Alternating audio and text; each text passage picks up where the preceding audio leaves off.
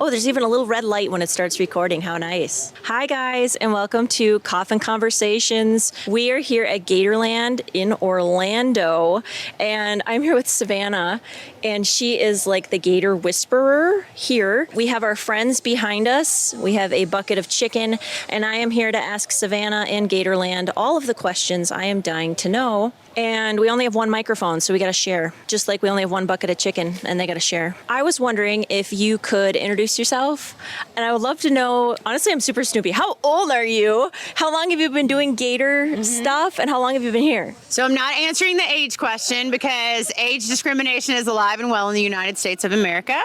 Not so much in other countries, but it is here in the United States. But I am the Crocodilian Enrichment Coordinator for Gatorland Orlando, which basically means that I think of games, activities, and fun things for alligators and crocodiles to do to keep their mind sharp and their bodies agile. And I am also the International Ambassador for Gatorland Global Conservation, which means that I travel to lots of different countries where crocodiles may be in peril, and we try to help the people that are in situ to save those crocodiles. I love that. Mayhem's back. Are you back? Mayhem is back here. He's a really big gator, and he loves Savannah. And she knows all of the, not all of them, but a really good chunk of them. She knows all of them by name, and they are like her babies, and they're so excited to see her, and they come up and they're like little puppy dogs. Did you just wake up one day and you're like, I love alligators and I want to do this for a living? So I always loved alligators, snakes, reptiles were always my thing when I was growing up, when I was a little girl. And life sort of says, okay, you have to go to college, you have to do this, you have to do that. In lieu of doing that, I was in the United States Marine Corps. So I joined the Marine Corps. I was in the Marine Corps. I was doing really well. I was an air traffic control tower supervisor in Southern California. And at the same time, I was volunteering at a reptile zoo there. And as I was there, I kind of remembered what it was that I loved the most about anything in the world. And that was alligators, crocodiles, and reptiles. So as soon as I got out of the Marine Corps and I left California, I came to Florida and worked in radio. Radio was my next thing, but I really just wanted to be around alligators, so that's why I moved to Florida. And then a bunch of different things happened in life as life gets twisted and turned around, but I always wanted to work for Gatorland. So for 7 years, I was applying to work for Gatorland because Gatorland is the best alligator and crocodile park in the world. And I wanted to be here every single minute. And so I applied for 7 years, and finally in the 7th year, they decided to hire me. So that's how I got to be here. Lucky number 7. As the guy who manages the whole place is standing right there. Has he been here for 7 years? He's been here for 32 years. 32 years, yeah. Aw. Okay, do you have a favorite alligator? So I divide my favorite alligators and crocodiles into separate categories, so I have multiple favorites. Mayhem, who's back there, he's definitely one of my favorite rescues. He came in about 2 years ago. But my very favorite alligator is probably an alligator named Jaws. Jaws lives by himself because he has a bit of a little man complex. Like, he likes to fight, but he never wins.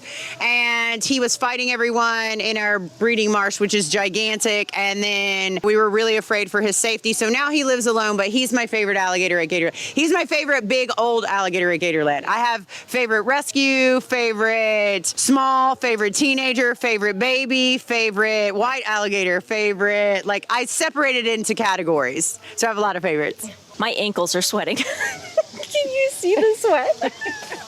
And she's over here in pants. Okay, do you want to go into the history of the park? So Gatorland has been family owned and operated since 1949, and we are celebrating our 75th birthday this year. We had a big blowout. It was amazing. We do a Florida Man competition. It's really, really crazy. Now that you're part of the family, you have to come next year. You'll have so much fun. What's a Florida Man competition? So we've done a bunch of different things. One time we got in those big plastic orbs and we propelled ourselves through over the top of all the alligators out in the lake, which didn't work out very well. It wasn't a good plan because once you get slippery inside the orb, then things happen, like if your bottom goes in the hole to the orb, like it'll suction in there and you can't really roll because your butt effectively is stuck in the hole. Plus, if there's another person in there with you, which we didn't think about, you're kind of rolling over the top of them, you know, and you're in positions you don't want to be with your coworkers. Nobody wants to be. So last year we had 2 boats and we pulled the plugs on both the boats, so the boats were sinking, and we we went through our breeding marsh as the boats were sinking with someone with a bucket to bail it out.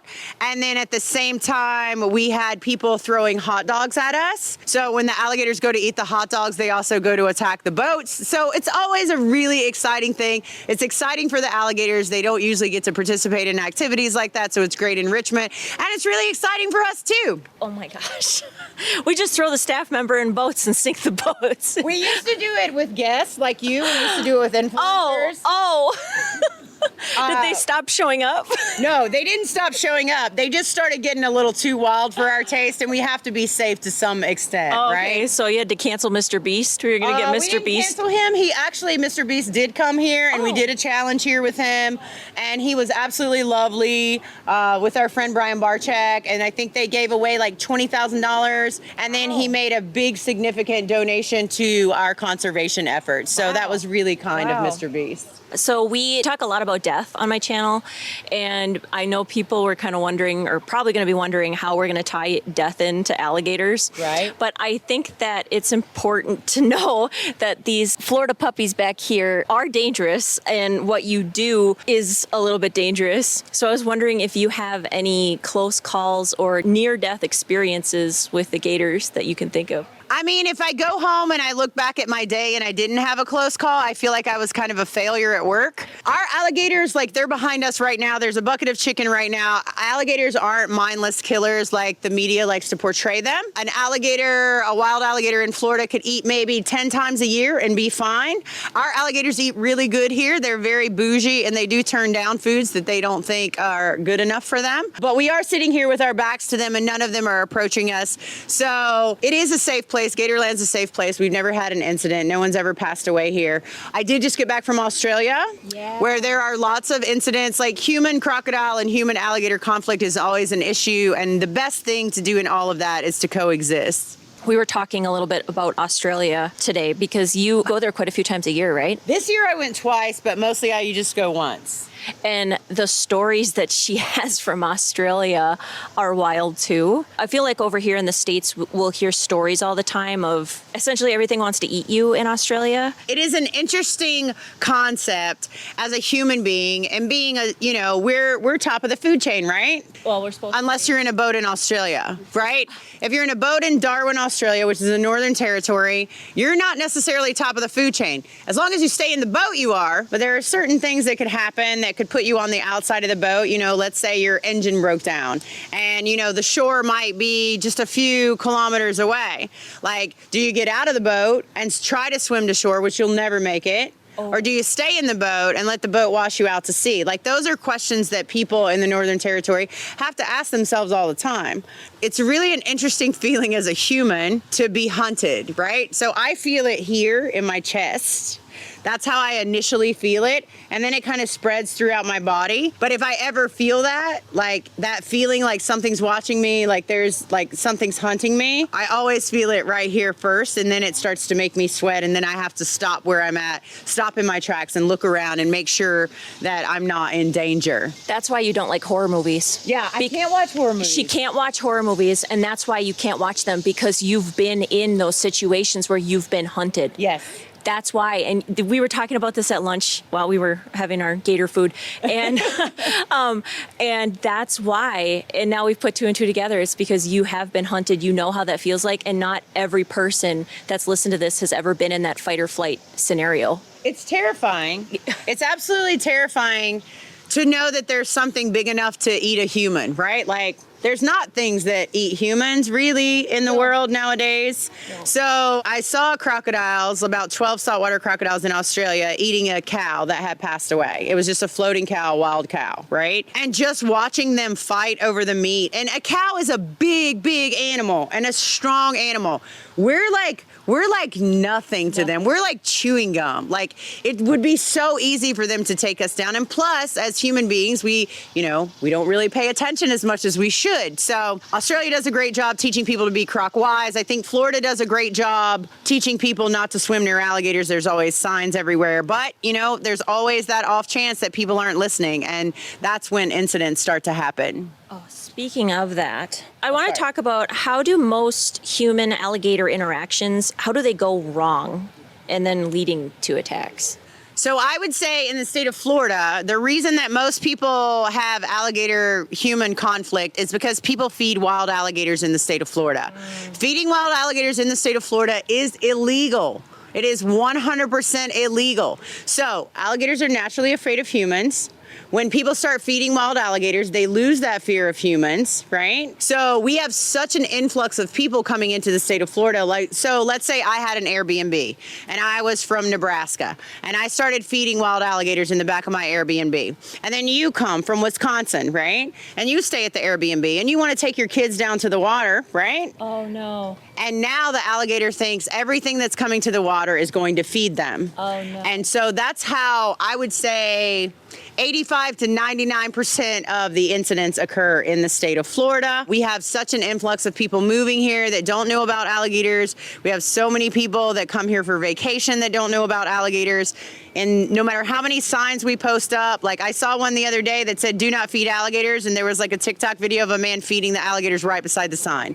So that puts you and your family in danger. Like we tell people, don't walk your dogs by the water's edge. That's not safe. Like a dog looks like a raccoon, looks like anything an alligator could eat. Are there any signs that people can look out for to avoid dangerous areas where gators might be present? If the water looks like sweet tea in the state of Florida, it's got alligators in it, 100%. If the water is wet in the state of Florida, it's got alligators in it, 100%. And even if it's your backyard pool in Florida that you can see to the bottom, you might want to peek in there first because sometimes trappers have to pull alligators out of swimming pools as well. Ooh, there goes the train. Can you hear it? How do you see the future of alligator conservation and what are the biggest challenges ahead? I mean, I think the biggest challenge for all conservation, probably worldwide, is human beings. You know, we're supposed to be the smarter ones, right? We're supposed to be taking care of our environment. Like I just said, the reason there are as many alligator incidents as there are in the state of Florida is probably because people are feeding wild alligators, or on the off chance someone gets near an alligator mama's nest. Alligator moms are very protective and they're always going to fight to keep their nest safe and to keep their babies safe. But, you know, as things develop in every country, not just here in the United States, there's more development and more development. These animals are running out of places to live. Like we just took in an alligator 3 days ago, I think, and he was minding his own business. He had to have been for a long time. He was 11 and a half feet long. All of a sudden, an apartment complex develops around his pond. So he doesn't know that he's in the wrong place at the wrong time. But then, you know, people want to go swim in that water, and I understand there are lots of places people can do that in the state of Florida. But you just have to be aware of your surroundings and be respectful of our wildlife and be respectful of the animals that live in the state of Florida. And if it's wet, there's probably a gator in there. Absolutely, there is. What should someone do if they find themselves too close to an alligator, either on land or in water? Run. Run, run, run. Can they run faster? They can run, about 17 miles an hour on land, but only in a short burst. Okay, well, I can't run 17 miles per hour. Only in a short burst. And don't run zigzag. That's an old wives' tale. You run straight away. Like if I feed one of these alligators behind me, it's going to bite from side to side, right? That's how it's biting. That's how it's catching its food. So run straight away as fast as you can. Now, if you do ever get grabbed by an alligator, that was my next question. fight. Fight as hard as you can. Try to poke it in the eyes. Try to poke it in any soft spot, nostrils. There was a little girl that got grabbed by an alligator in the state of Florida in 2017, I think it was. And she had come to Gatorland before, and we always teach people if you ever get grabbed to fight. Well, she took her fingers and she shoved them down the alligator's nostrils, right?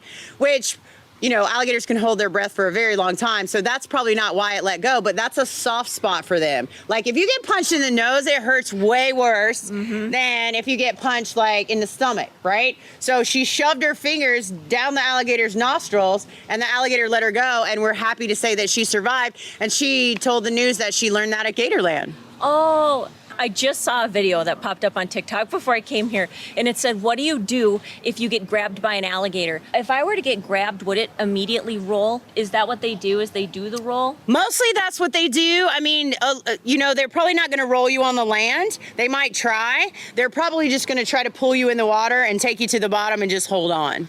So that's why it's you fight, and then Yeah. that's why, because I saw that if it rolls, you should roll with it until it stops. I mean, hopefully you never get to that part. I know, but my morbid mind, I have to be prepared for it. Plus, I had a nightmare last night that one tried to eat me. So now I know, in defense in my dreams, that when one comes for me, I'm going to poke it in the nose. Poke it in the nose, poke it in the eye, poke it where, I mean, their eyes do kind of retract inside their skull. That's a protection mechanism that they have. But, you know, you just got to fight, right? Fight like you're fighting for your life, because you are. Oh, my God. Question. Would you rather, this is Oh, let's totally play off would the you cuff. rather. Would you rather try to fight off a shark or try to fight off a gator? Gator. Gator. Gator all day. I'm not about the sharks. I'm not about that shark life. I mean, good to the people that are, and God bless y'all, but I'm not about that shark life. I couldn't even decide, so I don't have an answer which one I'd rather. They are kind of cute when you get to know them, and then when they got a name. But don't feed them if you live in Florida, please, for the love of God. We just feed them here. If you want to feed them, you should come to Gatorland. Absolutely. Oh my gosh, it's been super cool. I learned how to feed a gator today. That's a little scary, but we did it. Can you tell us a little bit about October here at Gatorland and what you have coming up? So we have all the weekends in October, except the first weekend. We have what's called Gators, Ghosts, and Goblins, where the whole park is all dressed up for Gators, Ghosts, and Goblins. We have a costume parade for little kids. We have a haunt that's really scary, so I don't go in there, but I know you went in there. It's some like out of Universal, like crazy good. Yeah, so our creative team, they're pretty much like, I don't know what you call the group of people that are like the witchery people, like their Christmas is Halloween, like they love Halloween. I don't know what you call those people, like Halloween fanatics. Yeah, normal people. And so they go all out every Halloween, and they've been working on this Halloween for like 2 months now. So you got to see in there, but I stay out of there. They have animatronics, but like homemade, like really, really good. They have a storyline that you follow. They have these super cool illusions. It's totally worth the trip just to come to see the haunted house. And then what's even more creepy is that it takes place on the dock, and you know that the gators are below you as you're going through it. Oh my gosh, it's so cool. Totally worth it. I want to come back here at nighttime. Yeah, you have to. You have to come at night. Gatorland's so scary at nighttime. Let's go. First of all, Gatorland turns into Raccoon Land at nighttime, but then after the raccoons are satisfied that they've eaten enough out of the trash cans, these are wild raccoons I'm talking about, it's just terrifying here at night. That's when you hear every sound. That's when the snakes come out. That's when it's That's really... usually some good ghost hunting. Yeah, and I've heard from different employees that there are ghosts at Gatorland. We're going to have to come back. Is there a way the public can support conservation for the gators? So we do take donations, but mostly we just ask people to like follow our Instagram, follow our YouTube channel. It's called Gatorland Vlogs. 100% of the revenue from that YouTube channel goes to support all of our projects ongoing. If you watch our Facebook videos, that also, if we earn money from that, that all goes to Gatorland Global. And then we use that money and disperse it as needed for the projects that we're involved in right now. Oh, and we have shirts, but I don't have it on, but I'm going to give you one before you leave. What are some common misconceptions people have about alligators that you wish more people understood? There goes a man on the zip line. Woo! I thought we were going to put you on there. Oh God, I don't know. I don't know if I'm brave enough. I was trying to feed the gator earlier, and I was shaking off to show you the camera footage because whatever his name, Mr. Oscar, the alligator wrangler, Mr. Crocodile Dundee, I don't know, the cute guy with the alligator necklace, took a stick and scared me with it from behind, so I almost died. You did a great job. You got a lot of good shots when you were feeding. I feel like I already lived on the edge today. I don't know if I'm going to do that. I don't know yet. You don't have to. It's okay. I don't do the zip line either because, again, I don't like to be scared. If I fell off the zip line, and no one's ever fallen off the zip line, but I feel like if I fell off the zip line in the water, I would be able to make my way to shore. You do? I feel like I could. I think I would die. I'm probably wrong, but that's what I feel like. But what I do feel like is if I fell off the zip line on the ground, it would just break my legs up. And that's when I get scared. I'm never scared over the water. You got your friends here. Mayhem would probably let you ride him back. He might drag me back. Sorry, what are some common misconceptions people have about alligators that you wish more people understood? So alligators don't have to eat as much as people think. They can go a long time without food. They can go up to, like a wild alligator in the state of Florida, if it eats 10, 15 times a year, it's good. Alligators in the state of Florida do not see humans as prey. right? Alligators in the state of Florida are not taking down animals as big as we are. Yeah. Like you and I are like the same height, right? Yeah. Like we're gigantic. So an alligator's not going to try to pull us in the water unless someone's been illegally feeding it. And let's see. They're way smarter than everybody thinks. So one of the comments I get the most on social media is, he's just a mindless killer. But you're absolutely wrong. The killer part is right, but they're definitely not mindless about it. Like, I see some things in this park sometimes, like we have some saltwater crocodiles, and like they play games with us, how smart they are. Oh. They'll separate, like if me and Mike, my coworker, if we go in together, they'll separate us and split us up from one another so they have a better advantage. Like, they're incredibly intelligent at what they do. Yeah, they are. Even from just spending the afternoon here, there's some really big crocodiles here. What's that Yeah. one's name over there? Oh, that's Dundee. Dundee? He's very upset, that guy on the zip line. Okay, I wouldn't do that. I hope we got that audio. Oh, you definitely sees the bridge. Oh no, he's gonna freak out. I just wasn't. I was like, who the hell is screaming? So funny. Okay.